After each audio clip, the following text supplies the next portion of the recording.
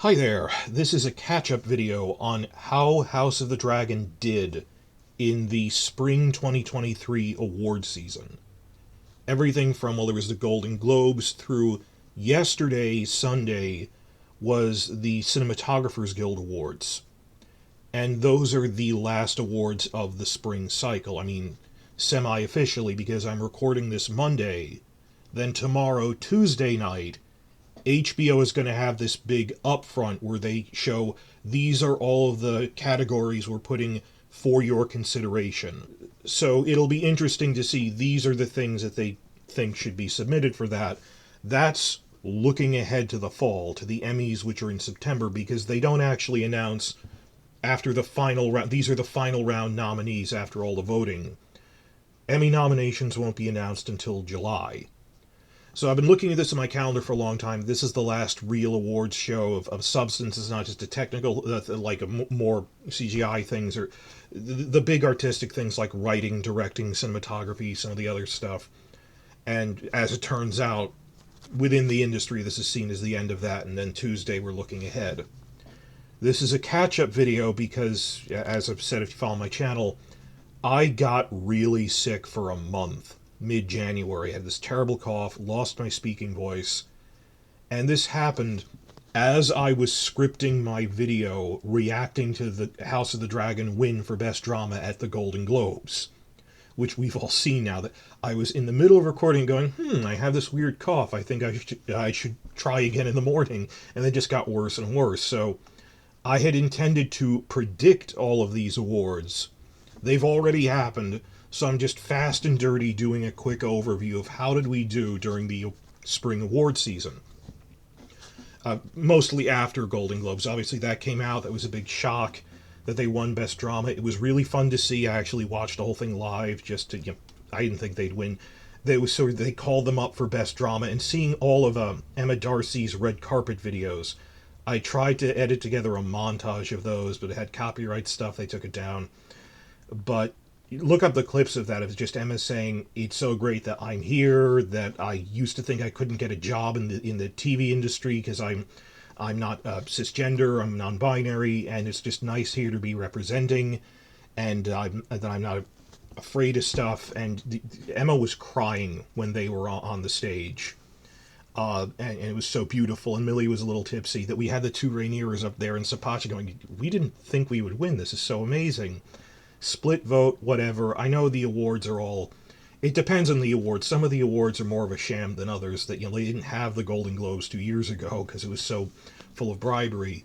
That's why I like the technical awards a little more. Like, something like Art Directors Guild or Cinematography are artistic decisions, but they're not so prominent that people are climbing over themselves to bribe their way into, we need to win this. Like the networks aren't really gaming the system for the Cinematographer Awards nearly as much as they are for the Golden Globes and the Emmys. So I think it's a little more honest, like the SAG Awards or the Writers Guild tend to be a little more honest about things. So these are the 7 awards that, after the Golden Globes win, I was going to predict. They all happened, so 8 including the Golden Globes, but the remaining 7. How did they do? And this would have been like 3 separate videos. I'm just breezing through it really fast. I went and looked up, well, how did Game of Thrones do historically at these awards? Both the early good seasons, which in some cases got snubbed, and then awards like the Emmys that were just handing out Emmys even in the later bad seasons, which to get a feel for them. They come in 2 sets of 3. The first 3 are...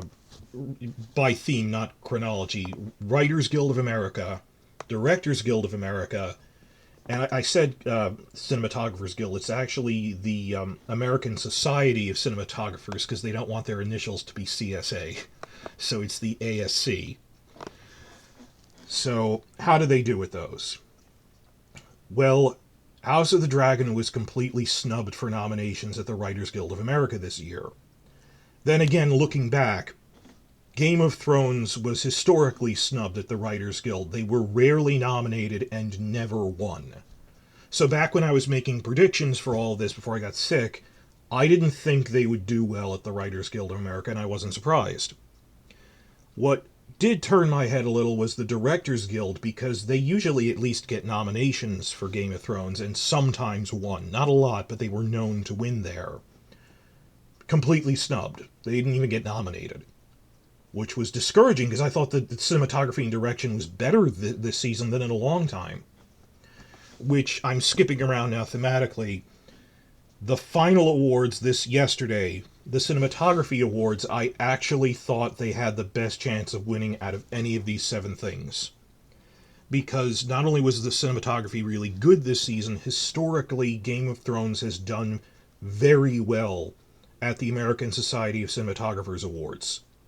Like, better than the Directors Awards. They've gotten many nominations, they have frequently won, and they got 2 nominations this year, not 1 but 2, for the specific category is non-commercial TV that isn't broken up by commercial breaks. But in this specific category, there were 6 nominees, and they were 2 of them. Alejandro Martinez, who is Claire Kilner's cinematographer, and Catherine Goldschmidt, who is Gita Patel's cinematographer. They didn't quite do this way on Game of Thrones. They did a little that House of the Dragon, every cinematographer specifically works with one director. Whereas on Game of Thrones, like Annette Halmig would move between different directors. They haven't really done that yet. So they're more of a specific team of people on the set of each episode as they're doing things. But we'll see how that works out as things go on if cinematographers work with more than one director. I mean, I know Sapochnik worked with the same cinematographer all the time, even on Game of Thrones.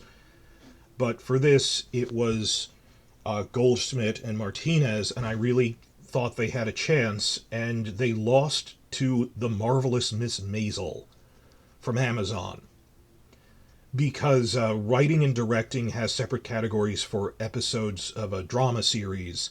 For the Cinematographer Awards, they don't have separate categories for drama or comedy. It's just anything that's a 1 hour, not a commercial TV show. So Miss Maisel actually got 2 nominations in the same category. And looking at it, the cinematography does look really good for that show. Don't get me wrong.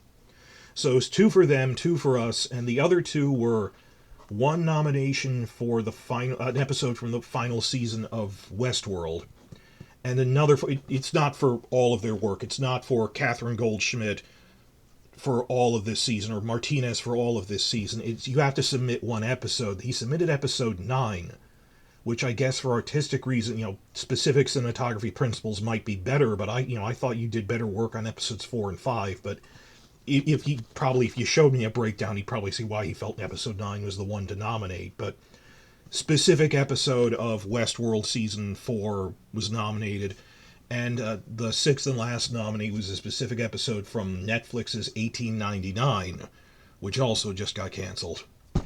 So I stayed up all night. They were running on Los Angeles time. They started at 10:30 Eastern time, which is where I am. It's 12:30 in the morning yesterday. Like Best Picture, they put the best directing drama episode stuff last. It's 12:30 and we didn't win. So that was the award I thought we stood the best chance of winning out of anything. Even the Globes, through the Critics' Choice, through anything from January 1st onwards, and it didn't get in, and I was upset by this. Because this is a category they've generally done well in. For this awards, for the Directors Awards, they were shut out of that too. That's the first 3. Normally this would have been a half-hour video where I'm going through all the nominees. Now I'm just breezing through it, half an hour just on this part to make a full hour for both parts. I'm already halfway through this. The remaining 3, Screen Actors Guild Awards, Art Directors Awards, and the Costume Designer Awards. Now, SAG Awards is actually 2 things. There's the Screen Actors Guild for actors who are performers, and then there's the category for Best Stunt Ensemble, which I think, that's why I'm grouping it with these, that these are more of a design, the art of design thing, when you're designing stunt work as an art form, when you're designing the props and sets or the costumes. Also because Game of Thrones didn't do well in the acting categories at the Screen Actors Guild. They were rarely even nominated, and they won exactly once for Peter Dinklage for season 8, which was not a good season for him. I hate it when they go, well, they're due. for 8 years and we should have given it to them before. Well, then what if they have bad late seasons on many shows? And if they get bad over time, you shouldn't reward something for something they didn't do this year. And the time, and then it just, beggaring Peter for Paul and stuff, that you're always borrowing from the future generation if you're, well, they're due now. Even Dinklage seemed bored and surprised when he won at the last SAG Awards, but that's something I noticed for all of the acting awards in general. Game of Thrones did not do that well in acting awards at anything. Particularly the Emmys, they keep going, we're the most nominated show ever, and the phrasing you use, you're the most nominated, you didn't necessarily win. That they tended to lose the acting categories and rarely get nominated, even when they did. That the only actor who consistently got stuff was Peter Dinklage. I mean, consistently, he only got anything. There was an initial shine to him in season 1, he got a Globe thing there, he got a few Emmys, but in any of these categories, and even good work by Nikolai Coster-Waldau in season 4, or by Emilia Clarke or Lena Headey season 3-ish, I think this was less about the actual work being done and more that the voters just liked Peter Dinklage. Even though he's a great actor, he did amazing work in seasons 1 to 4. Later on, it was just this almost celebrity cult among the voters, and it just has nothing to do with what they're actually doing on screen. And it shows that the only thing winning consistently is Dinklage, which I think has more to do with his personality and the people like him in the voting pool. Not that that's a knock against him. It's a knock against this isn't really good writing, and you're not making stuff that's... The actors are being short-served by the bad writing, but I've talked about this before. But they're just the odd looks people are giving when, this didn't deserve it. But the Screen Actors Guild always snubbed Game of Thrones, but at least they weren't handing out stuff most of the time to things that didn't deserve it in the later seasons. And you could argue that, 8 seasons into this, we're finally giving Dinklage the award he did deserve for, any point between seasons 1 to 4 for the Screen Actors Guild. But I hate that idea. Well, they were due for the year he was against Breaking Bad and should have had it. Well, that's how it happens. You're judging this season. But that's the first half of the Screen Actors Guild's. Entirely separate thing is, like I said, the Stunt Awards. Game of Thrones wasn't just consistently nominated for Best Stunt Ensemble. It won all 8 seasons. Well, consecutively, they took a year off between season 7 and 8, obviously, but yes, 8 consecutive seasons for them, and another show won during their off year. This is the thing they utterly dominated and were consistently winning. Now, granted, there weren't as many big fantasy shows and medieval things on that scale in 2015 compared to when everyone jumped on the bandwagon, and you'd have competitors like the stunt team for The Witcher, for example. There were more things trying to imitate the success of the original Game of Thrones seasons. So they have always done very well with SAG Award Best Stunt Ensemble. They have consistently won this.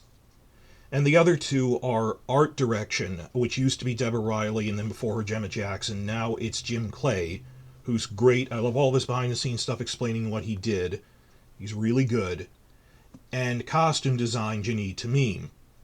Both of those categories, set design and costumes, they've consistently gotten nominations and won a couple of times.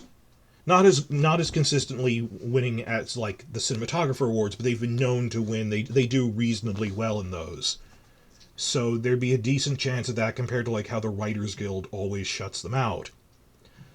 Nonetheless, back before I got sick in January and I was going to predict all of this, my big prediction was 2 things. First, I don't think House of the Dragon is going to win any of them.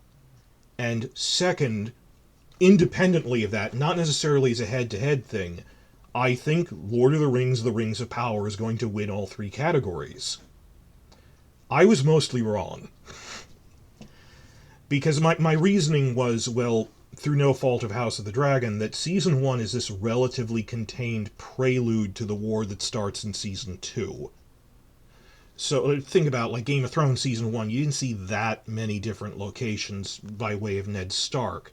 Versus Season 2, the whole thing just expanded, and suddenly Dany's in Karth, and you're seeing all these different... the Iron Islands are coming in, these entirely different cultures are coming in.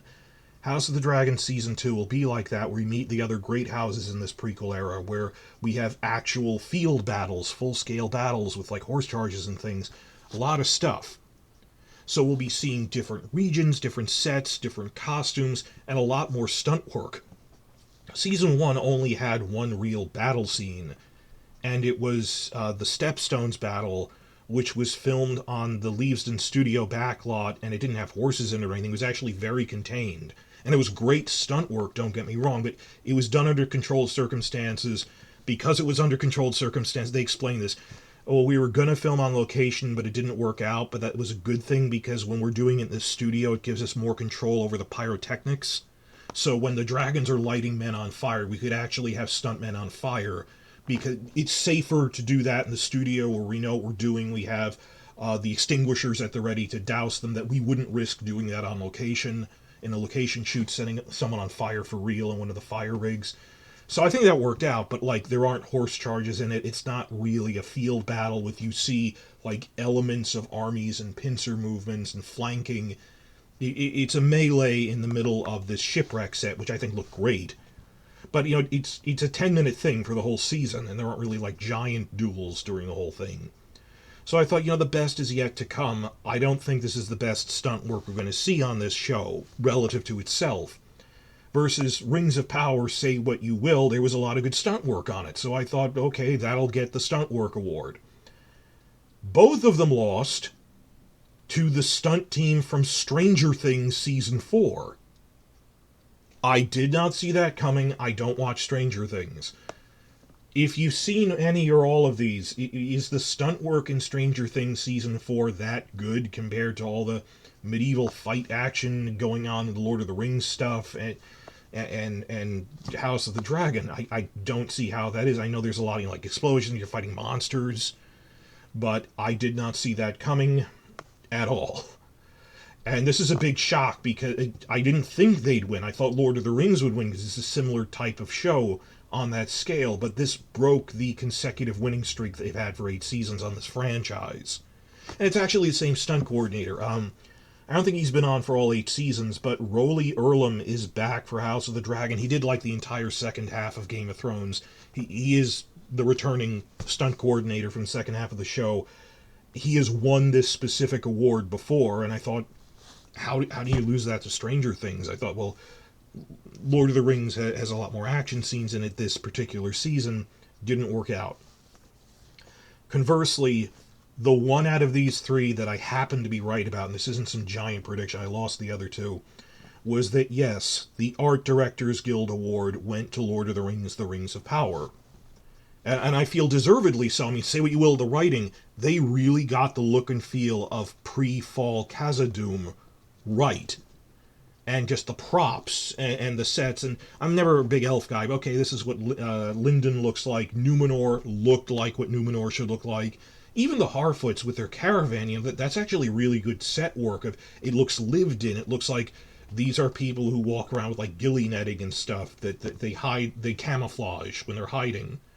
It wasn't as much in like dialogue storytelling, just an opening scene where like you see them blending into the surroundings, and then they unfurl their caravan and you see what they're doing. But mostly the Khazad-dûm stuff, let's be honest. But all the different things of the props and sets, because it covered a wide range of things. That's one of the few good things I think the showrunners really wanted to do on the Rings of Power. I don't know if it balances out all the other things. They said, we want to not remain in the same stale locations. We want to show the edges of the map. We want to show everything from the ice wastes of Forochel to pre-Sauron Mordor to Harfoots in the east to Numenor in the west. This is a big speech they did. I don't know if that outweighs everything else, but they said we want to show a diverse range of environments, cultures, and settings to give a big feel for this as it's the large-scale world. From a props and set standpoint, they did that. House of the Dragon Season 1 not only does not have a lot of battle scenes, geographically it's very limited. It's the Red Keep, not even much of King's Landing. There's like 2 scenes with that.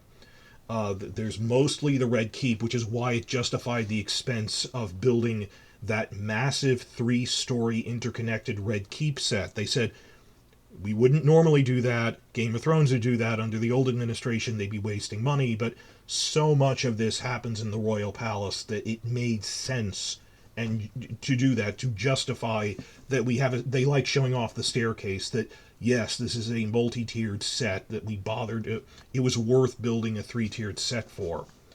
So it's mostly like the Red Keep, High Tide not as much, though it's a very impressive set and major location, and then the new planning room on Dragonstone, emphasizing that there's volcanic vents in it. Really, those three, and bits of other things here and there. Storm's End was a digital set, rightly so, it didn't justify building it. Compared to how much Season 2 will expand, where Jace is going north, he's going to see the Vale, he's going to see Winterfell, we'll see Daeron starting out in Old Town, the Blackwoods in the Riverlands. A lot of new locations are going to come. We didn't have that yet. So I didn't think they were going to win this, just due to the way the story is broken, that, like, in Lord of the Rings terms, this would be as if you nominated just the Shire part in the first half of Fellowship of the Ring before they even get to Rivendell. That the story hasn't unfurled yet. So reasonably so, I think Lord of the Rings deserved that over House of the Dragon Season 1, and that happened to be correct. It's all a crapshoot of guesswork anyway, but last one out of this batch of 3 is that I was wrong. I thought Lord of the Rings would win for costumes based on the same principles, but House of the Dragon won for Best Costumes at the Costume Designers Guild Awards for Jani Tamim. Same thing as the other one, that because it's not like you have here's Cersei wearing Lannister style and Marjorie Tyrell wearing Reach style, and then Daenerys over in a different continent. It's so much of this was just the fashions of the Red Keep, this core set of characters. Compared to next season, we'll see this is what people in the Vale dress like. This is what people in Old Town dress like. People in Winterfell in this new prequel era. Very diverse. Whereas Lord of the Rings had, like, really good costuming for the High Elves, for the Dwarves of Khazad-dûm. They have very good costumes. Even in terms of, like, the amount of thought that goes into it. Even, like, the roughed-up travel clothes of the Harfoots takes a lot of thought to design. This is what this will look like, aging it properly, the Númenórean costumes, purely in terms of design work. Same thing as the Art Directors Guild. I thought Lord of the Rings would win, because it's more diverse. Now, I am walking into this as a man colorblind, or I must apologize as if I was a foreigner. That's something Socrates said. I must apologize for my clumsy speech as if I was a foreigner who didn't know your language well. I don't know costuming principles that well. There are channels on YouTube that do, like Costume Co., and they're really good at it. So there are probably, like, even like a simple dress, you could go, no, this was the best dress of the year because it really fit the goal that they set out to do. It was very well made, versus something ostentatious can also be gaudy and flawed. I get that. So Jani Tamim won. This was the only other spring season award that House of the Dragon won after the Golden Globes, was for costumes. Costume Co. will have a lot more to say about that, because she wasn't sick, she was reporting on this. The one bittersweet part of this is Jani Tamim will not be returning for Season 2. She's going to work on a movie deal or something for something else. I don't know if she'll ever come back, and we don't know who the costume designer for Season 2 is, even though, like I said, we're going to be spreading out to a lot of new locations. Like, someone new has to think out prequel Stark costumes, prequel Old Town costumes. We don't know what it's going to look like. Well, I actually said there were 7 categories. The last one was the one right after the Golden Globes, just bringing this full circle, where there were acting nominations. There was Matt Smith for Best Supporting Actor, and he was, again, the clash of the fantasy titans. He was up against the actor who plays Arondir in Lord of the Rings. That was like the only real award, big award Lord of the Rings was getting nominated for. And people are hyping as, oh, it's clash of the fantasy things. I said, guys, I don't think either of them will win. I think, going in, I said, I think Giancarlo Esposito will win for his final season appearance as Gus Fring in the prequel series Better Call Saul. And indeed, he did win. No contest there, man. As for the last category was Best Supporting Actress, which was Millie Alcock. But she lost to Jennifer Coolidge for The White Lotus. That's really turning into a heavy hitter. But they never did that well at the Critics' Choice Awards, and it was always hit or miss. So when you look at the spring award season, there was this stunning Golden Globes win, which I know we know it doesn't matter, but to them it does. Just thinking of how much it mattered to Emma. If you go, it doesn't matter. Seeing Emma up there crying tears of joy, it mattered to them. And that, yes, technically it achieved the Golden Globes win that its mother show, Game of Thrones, never did. So I take my victories where I can get them. And on top of that, it also won the Costuming Award. But the future of that is open because we're getting a new costume designer. Alright, in 30 minutes, I've managed to cover what could have been 3 separate 30-minute videos had this happened over the course of the past 2 months, predicting what could happen. But I was sick, I wasn't able to cover it. This is a catch-up video on the past 2 months' worth of awards news. There are no other ones. Now, tomorrow, Tuesday night, we're looking ahead to the Emmys until September.